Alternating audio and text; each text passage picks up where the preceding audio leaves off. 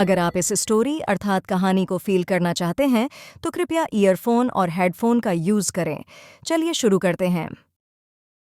मुंशी प्रेमचंद की मशहूर कहानी ईदगाह, ईद की रौनक और गांव के मुस्लिम जीवन की सहजता को मार्मिक ढंग से दिखाती है। इसका नायक हामिद, छोटा सा बच्चा, सिखाता है कि अभाव और कठिनाइयां बच्चों में भी समय से पहले समझदारी और परिपक्वता ला देती हैं। मेले में जहां बच्चे खिलौनों और मिठाइयों पर टूट पड़ते हैं, वहीं हामिद अपनी इच्छाओं पर काबू रखकर सबको चौंका देता है। वह अपने लिए कुछ न लेकर दादी के लिए लोहे का चिमटा खरीदता है ताकि रोटी बनाते समय उनका हाथ न जले। यही चिमटा उसकी मासूम सोच, प्रेम और त्याग की निशानी बन जाता है। प्रेमचंद की भाषा और चित्रात्मकता कहानी को बेहद जीवंत और दिल छू लेने वाली बना देती है। 30 रोजों के बाद ईद का दिन आता है। गांव में रौनक है, सब ईदगाह जाने की तैयारी में है। कोई कपड़े जूते ठीक कर रहा है तो कोई बैलों को चारा पानी दे रहा है, क्योंकि वापसी में दोपहर हो सकती है। बच्चों में खास उत्साह है।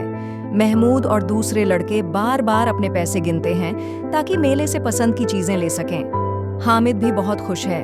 वह मासूम दुबला सा बालक है जो दादी अमीना के साथ रहता है। पैरों में जूते नहीं, सिर पर पुरानी सी टोपी है और मेले के लिए उसके पास सिर्फ 3 पैसे हैं। दादी को चिंता है, 3 कोस दूर अकेला कैसे जाएगा। हामिद उन्हें प्यार से तसल्ली देता है कि वह सबसे पहले लौट आएगा और गांव वालों के साथ चल पड़ता है। गांव के सारे लड़कों के साथ हंसते खेलते हामिद शहर पहुंचता है। रास्ते में पहले अदालत, कॉलेज और क्लब घर जैसी बड़ी बड़ी इमारतें दिखती हैं। फिर हलवाइयों की दुकानों की खुशबू आती है और उसके आगे इमली के घने पेड़ों की छाव में ईदगाह नजर आता है, जहां रोजेदारों की कतारें एक के पीछे एक दूर तक लगी हुई हैं। यहाँ अमीर गरीब का कोई फर्क नहीं, सब एक साथ झुकते हैं और एक साथ ही खड़े हो जाते हैं, मानो सब एक ही डोर से बंधे हों। भाईचारे का बहुत सुंदर दृश्य बनता है और नमाज के बाद सब आपस में गले मिलते हैं। बच्चे मिठाइयों और खिलौनों की दुकानों की ओर दौड़ते हैं। वहीं पास में हिंडोला भी है, जहां एक पैसा देकर 25 चक्करों का मजा लिया जा सकता है। महमूद, मोहसिन, नूरे और सम्मी झूले पर बैठकर खिलखिलाते हैं, लेकिन हामिद दूर खड़ा देखता रहता है। वह अपने 3 पैसों में से 1 पैसा केवल चक्कर खाने पर खर्च नहीं करना चाहता। खिलौनों की दुकान से बच्चे सिपाही, भिश्ती, वकील जैसे मिट्टी के खिलौने खरीदते हैं, पर हामिद को इनमें दिलचस्पी नहीं होती, क्योंकि ये जरा गिरते ही टूट जाते हैं और पानी लगते ही रंग भी उतर जाता है।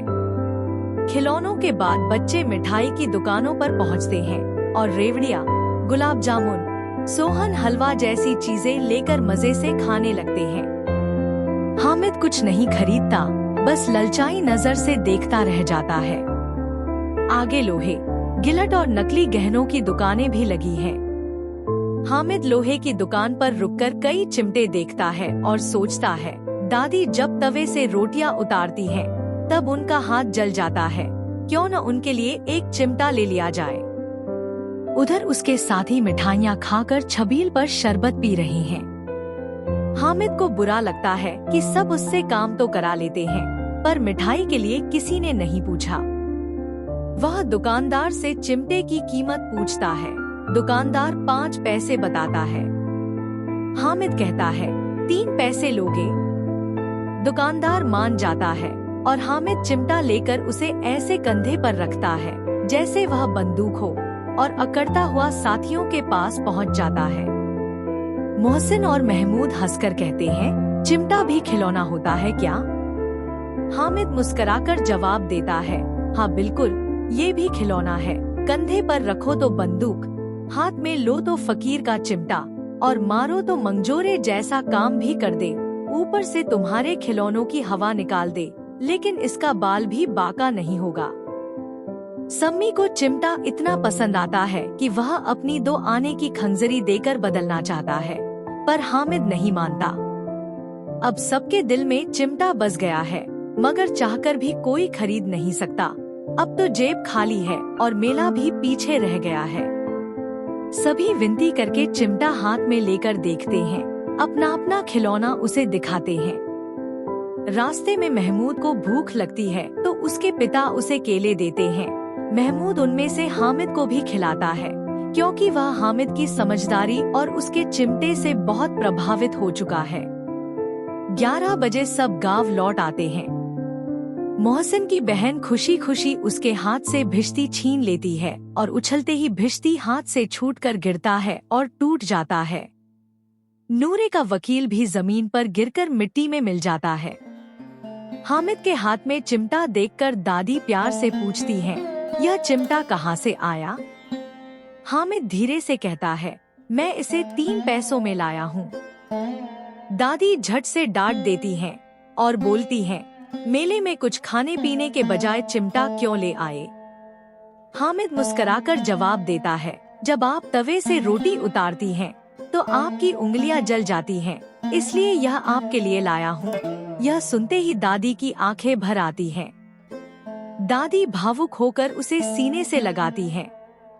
उनके लिए आज की ईद का असली उपहार यही चिमटा और हामिद का निश्चल प्यार बन जाता है। अगर आपको वीडियो अर्थार्थ कहानी को सुनने में फील आई हो तो वीडियो को लाइक और चैनल को सब्सक्राइब करें। मिलते हैं अगले वीडियो में किसी अगले कहानी के साथ। तब तक के लिए प्रणाम।